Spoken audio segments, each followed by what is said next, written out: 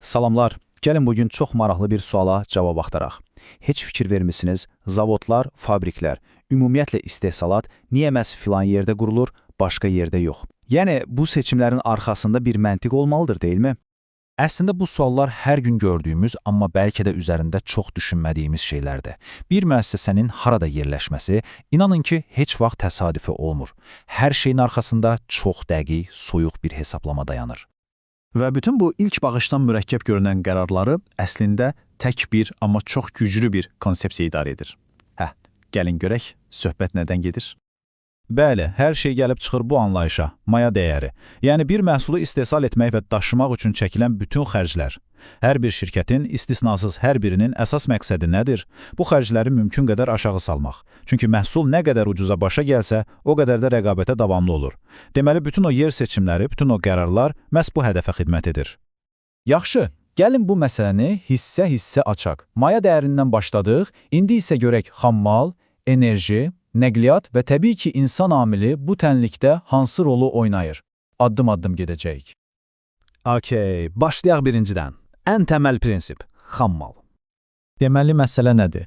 Bəzi xammalları, məsələn, filizləri bir yerdən başqa yerə daşımaq əslində tonlarla faydasız materialı, yəni zibili daşımaq deməkdir. Bu isə nəqliyyat xərclərini təsəvvür edin ki, necə göyə çıxarır? Gəlin konkret bir misala baxaq, daha aydın olsun. Çilidə çıxarılan mis filizi. Baxın, 1 ton, yəni tam 1000 kiloqram suxurdan bilirsiniz nə qədər saf mis çıxır.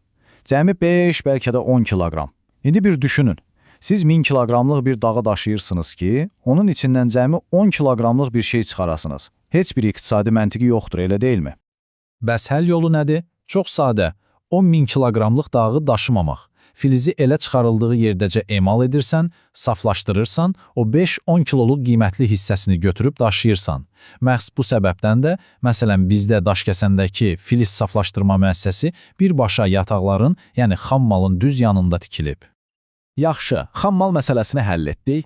İndi tənliyimizə iki çox vacib oyunçu da daxil olur. Biri, istehsal üçün lazım olan enerji, digəri isə hazır məhsulun daşınması, yəni nəqliyyat.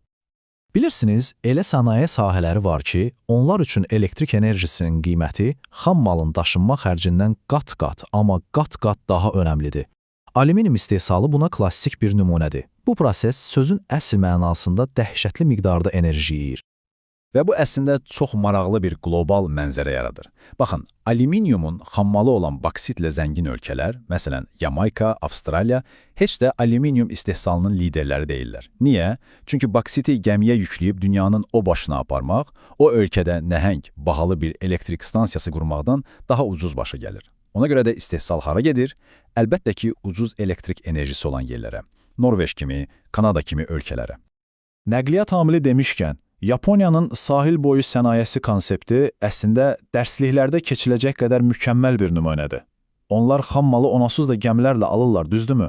Ona görə də zavodları elə birbaşa limanların içində, suyun qırağında tikirlər. Gəmi yanaşır, xammalı boşaldır, birbaşa zavoda. Daxili daşıma xərci, demək olar ki, 0. Üstəlik, hazır məhsulu da elə oradaca gəmiyə yükləyib bütün dünyaya sata bilirlər. Möhtəşəm strategiyadır. Yaxşı, material var, enerji də var. Amma bütün bu maşınları, prosesləri kim işlədəcək? Təbii ki, insanlar. Və bu da bizi üçüncü vacib amilə gətirib çıxarır. İnsan faktoru. Məsələ sadəcə işçi tapmaq deyil, düzgün işçini tapmaqdır. Siz istənilən yerdə zavod tikə bilməzsiniz. Sizin müəssisəsinizin tələblərinə uyğun bacarıqlara sahib insanlar o bölgədə yaşamalıdır. Məsələn, yüksək texnologiyalı bir cihaz istehsal edirsinizsə, sizə yüksək ixtisaslı mühəndislər lazımdır. Yox, əgər qida sənayesindəsinizsə, tamamilə başqa bacarıqlara malik işçilər axtaracaqsınız. Və məhz bu ehtiyacdan texnopark deyilən bir anlayış yaranıb. Formula çox sadədir. Bir yerə güclü universitetlər, elmi mərkəzlər yığılır. Bu istedadlı, yüksək ixtisaslı mütəxəssisləri ora cəlb edir. Və bu istedadlı insanların olduğu yerdə də sanki göbələk kimi innovativ şirkətlər bitməyə başlayır. Beləcə, güclü bir ekosistem yaranır. Bu modelin real həyatdakı ən parlaq, ən məşhur nümunəsi təbii ki, Amerikadakı Silikon vadisidir. Stanford kimi dünya səviyyəli bir universitetin ətrafında dünyanın ən ağıllı beyinləri toplaşıb və bu da öz növbəsində bildiyimiz o texnologiya nəhənglərini yaradıb.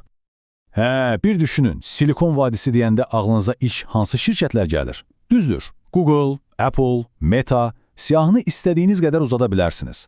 Onların hamısı məhz bu unikal ekosistemin bəhrəsidir. Bu sadəcə bir qrup ofis binası deyil. Ora ideyaların yarandığı, rəqabətin inkişaf etdiyi və istedadların bir-birini tapdığı canlı bir şəbəkədir. Yaxşı, əsas 3 amili saydıq: xammal, enerji, insan. Amma təbii ki, real həyat heç vaxt bu qədər sadə olmur. Bu 3 amil tənliyin sadəcə bir tərəfidir. Yekun qərarı vermək üçün daha çox şeyi nəzərə almaq lazımdır. Bu, mürəkkəb bir balans oyunudur. Məsələn, istehlakçıya, yəni alıcıya nə qədər yaxınsınız? Quşçuluq fermaları niyə həmişə böyük şəhərlərin ətrafında olur? Çünki məhsul tez xarab olur. Sonra, ekoloji məsələlər var. Çirkləndirici bir zavodu şəhərin ortasında tikə bilməzsiniz və ya ərazinin relyefi, düzənlik bir yer lazımdır. Yollar, su, elektrik xətləri kimi infrastruktur da olmalıdır. Hətta bəzi sənaye sahələri üçün işçi qüvvəsinin cins tərkibi belə önəmli olur. Yəni, yekun olaraq başa düşməli olduğumuz ən vacib məqam budur. Heç bir amil tək başına qərar vermir. Ən yaxşı yeri seçmək bütün bu amillər, xammal, enerji, işçi qüvvəsi, bazar, ekologiya arasında strateji bir tarazlıq, bir kompromis tapmaq deməkdir. Mükəmməl yer deyə bir şey yoxdur. Sadəcə bütün şərtləri nəzərə alanda ən optimal, ən sərfəli yer var. İndi sizdən bir şey istəyirəm. Yaşadığınız şəhərdə, qəsəbədə bir gəzin. Ətrafınıza bu yeni bildiklərinizlə baxın. Görəsən sizin məhəllədəki çörək zavodu niyə məhz oradadır? Böyük ticarət mərkəzini niyə o nöqtədə tikiblər? Əminəm ki, artıq bu seçimlərin arxasındakı səssiz, amma çox məntiqli səbəbləri görməyə başlayacaqsınız.